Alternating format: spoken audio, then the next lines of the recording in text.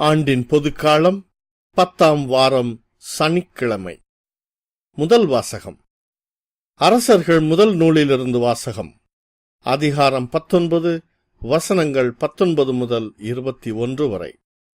அந்நாள்களில் எலியா அங்கிருந்து சென்று சாபாற்றின் மகன் எலிசாவை கண்டார். அப்பொழுது அவர் ஏர் பூட்டி உழுது கொண்டிருந்தார். அவருக்கு முன்னே 11 ஏர்கள் இருந்தன. 12ஆம் ஏரை தாமே ஓட்டிக்கொண்டிருந்தார்.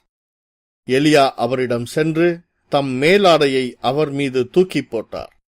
எலிசா அவரை கடந்து செல்கையில் ஏர் மாடுகளை விட்டுவிட்டு எலியாவிடம் ஓடிவந்து, நான் என் தாய் தந்தையிடம் விடை பெற்று வர அனுமதி தாரும், அதன் பின் உம்மை பின் செல்வேன் என்றார். அதற்கு அவர், சென்று வா, உனக்கு நான் செய்ய வேண்டியதை செய்துவிட்டேன் என்றார்.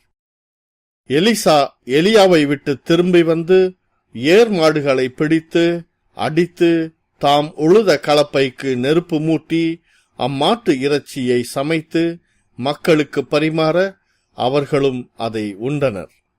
பின்பு அவர் புறப்பட்டு போய் எலியாவை பின்பற்றி அவருக்கு பணிவிடை செய்யலானார். இது ஆண்டவர் வழங்கும் அருள்வாக்கு. இறைவா, உமக்கு நன்றி. நற்செய்தி வாசகம். தூய மத்தேயு எழுதிய நற்செய்தியிலிருந்து வாசகம். அதிகாரம் 5, வசனங்கள் 33 முதல் 37 வரை. அக்காலத்தில் இயேசு கூறியது: பொய்யானை இடாதீர், ஆணையிட்டு நேர்ந்து கொண்டதை ஆண்டவருக்கு செலுத்துவீர் என்று முக்காலத்தவர்க்கு கூறப்பட்டிருப்பதை கேள்விப்பட்டிருக்கிறீர்கள். ஆனால் நான் உங்களுக்குச் சொல்கிறேன், ஆணையிடவே வேண்டாம். விண்ணுலகின் மேலும் ஆணையிட வேண்டாம், ஏனென்றால் அது கடவுளின் அரியணை. மண்ணுலகின் மேலும் ஆணையிட வேண்டாம், ஏனெனில் அது அவரின் கால்மனை. எருசலேம் மேலும் வேண்டாம், ஏனெனில் அது பேரரசரின் நகரம்.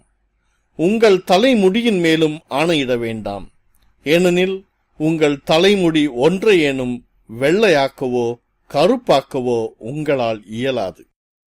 ஆகவே நீங்கள் பேசும்போது ஆம் என்றால் ஆம் எனவும் இல்லை என்றால் இல்லை எனவும் சொல்லுங்கள். இதைவிட மிகுதியாக சொல்வது எதுவும் தீயோனிடத்திலிருந்து வருகிறது. இது கிறிஸ்து வழங்கும் நற்செய்தி. கிறிஸ்துவே, உமக்கு புகழ்.